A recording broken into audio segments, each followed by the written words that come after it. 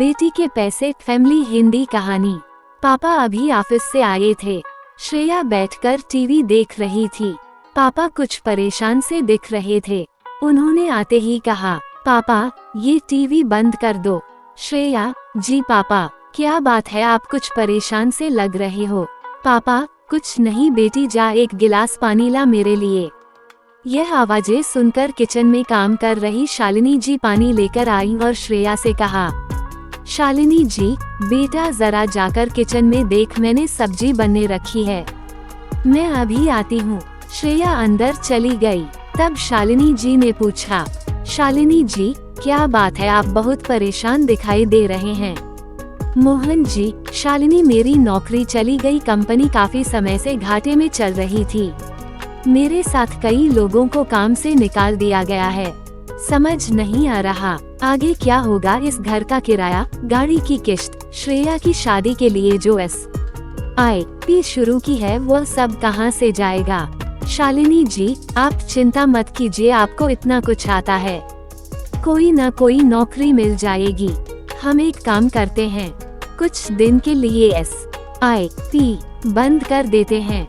मोहन जी, नहीं नहीं बेटी की शादी के लिए अभी से कुछ जोड़ेंगे तभी कुछ बन पाएगा। तुम जानती तो हो आजकल लड़के वाले कैसे मुंह फाड़ते हैं। ये सब बातें श्रेया किचन में सुन रही थी। वह झट से बाहर आई। श्रेया, पापा आप मेरे लिए पैसा जोड़ना बंद कर दो, इसकी दो वजह हैं।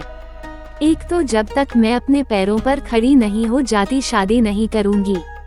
दूसरी, मैं ऐसे लड़के से शादी करूंगी जो दहेज नहीं लेगा। अपनी नन्ही सी बेटी की बात सुनकर मोहन जी हंस पड़े। मोहन जी, बेटी अभी तू केवल 10 साल की है और दादी की तरह बातें करती है। चिंता मत कर, मैं तेरी शादी बड़ी धूमधाम से करूंगा। शालिनी जी, हमारी बेटी बहुत समझदार है, ये बिल्कुल सही कह रही है। ये कहकर तीनों हंसने लगते हैं। घर का माहौल खुशनुमा हो जाता है। अगले दिन सुबह मोहन जी तैयार हो रहे थे। तभी शालिनी जी ने पूछा, शालिनी जी आप सुबह सुबह कहाँ चल दिए। मोहन जी, वो आज संडे है, अपने कुछ दोस्तों से मिलने जा रहा हूँ, शायद कहीं नौकरी का इंतजाम हो जाए। उनके जाने के बाद शालिनी जी फोन पर अपने भाई से बात करने लगी। वो रो रही थी। शालिनी जी, भैया ये किसी को कुछ बता नहीं रहे हैं, लेकिन बहुत परेशान हैं। क्या करूं, कुछ समझ नहीं आ रहा। अगर इन्हें जल्द नौकरी न मिली तो न जाने हमारा क्या होगा। श्रेया अभी अभी स्कूल से आई थी। वह मम्मी से खाना लेने आ रही थी। तभी गेट के पीछे से उसने सारी बातें सुन ली। उसके लिए ये सब नया था। उसे सारी बातें समझ में आ रही थीं। उसके मम्मी पापा कितने परेशान थे। अगले दिन मोहन जी घर में बैठे थे। आज श्रेया की छुट्टी थी। घर का माहौल एकदम शांत था, कोई किसी से बात नहीं कर रहा था। श्रेया, पापा आप भी ताऊजी की तरह कोई बिजनेस क्यों नहीं करते। शालिनी, बेटा ये सब क्या सुबह सुबह लेकर बैठ गई, ताऊजी ने कई सालों में बिजनेस जमाया है, हम ये सब कैसे कर सकते हैं, इसके लिए पैसा कहाँ से आएगा। श्रेया, मम्मी मेरी शादी के लिए आप बचपन से सेविंग कर रहे हैं, अगर उस पैसे से पापा बिजनेस शुरू करें तो कैसा रहेगा। मोहन जी, नहीं नहीं बेटा, हम उसे पैसे को तो हाथ भी नहीं लगा सकते, कल बिजनेस नहीं चला तो सारा पैसा डूब जाएगा। श्रेया, पापा क्या हो जाएगा, अगर पैसा डूब गया मैं बड़े होकर पैसा कमा लूंगी, फिर शादी कर लूंगी। आपको मेरी कसम, मेरी चिंता छोड़कर उस पैसे बिजनेस शुरू कर लीजिए। अगर चल गया तो हमारी सारी परेशानी दूर हो जाएगी। हम हमेशा परेशान रहते हैं। ताऊजी और उनका परिवार कितने मजे में रहते हैं। शालिनी, सुनिए जी बिटियाई, मुझे लगता है ठीक कह रही है, अभी तो काफी समय है, हमें ये करके देखना चाहिए, क्या पता ऊपर वाले की भी यही मर्जी हो। काफी समझाने के बाद मोहन जी बिजनेस करने के लिए तैयार हो गए। अगले दिन से उन्होंने अपने दोस्तों से सलाह लेना शुरू किया। कुछ ही दिनों में उन्हें बिजनेस के लिए आइडिया मिल गया। उन्होंने बिजनेस शुरू कर लिया। शुरू में बहुत परेशानी आई, लेकिन धीरे धीरे उनका बिजनेस अच्छा चलने लगा। पूरा परिवार बहुत खुश था। धीरे धीरे समय बीतने लगा। श्रेया ने बड़े होकर अपनी पढ़ाई पूरी की और फिर वह पापा का बिजनेस संभालने लगी। एक दिन श्रेया ने पापा से कहा, श्रेया, पापा अब आप आराम कीजिए, इस बिजनेस को अब मैं संभाल लूंगी।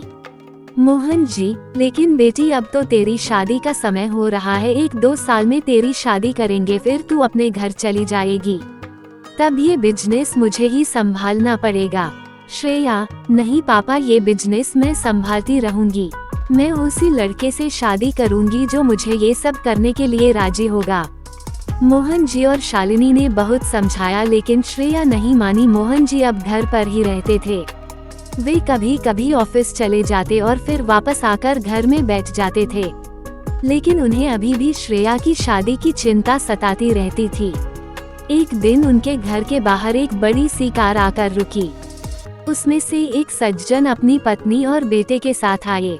उन्होंने आकर मोहन जी से बात की। सज्जन, मोहन जी, हम काफी समय से आपकी बेटी के साथ बिजनेस कर रहे हैं। आपकी बेटी हमें बहुत अच्छी लगी, मैं अपने बेटे की शादी आपकी बेटी से करना चाहता हूँ। अब ये ही मेरा बिजनेस संभालता है। मोहन जी, ये तो मेरा सौभाग्य है, लेकिन मुझे श्रेया से पूछना पड़ेगा। सज्जन जी, श्रेया से हमने सारी बात कर ली है और उसकी सारी शर्तें भी मान ली हैं। उसी ने हमें यहाँ आपसे बात करने के लिए भेजा है। आप श्रेया से बात कर लेना, हम फिर आ जाएंगे। मोहन जी, नहीं, ऐसा कैसे, हम लड़की वाले हैं। अगर श्रेया को सही लगा तो हम आपके घर आएंगे। शाम को जब श्रेया आई तो मोहन जी और शालिनी जी ने उससे बात की। श्रेया पहले ही उस परिवार को अच्छे से जानती थी। वो बिजनेस के सिलसिले में लड़के से कई बार मिल चुकी थी। कुछ ही दिनों में दोनों की शादी हो गई। दोनों ने मिलकर दोनों बिजनेस को मिलाकर बड़ा कर लिया, जिसका आधा हिस्सा श्रेया अपने पिता को देती थी। इस तरह एक छोटी सी शुरुआत ने सबका जीवन सफल कर दिया।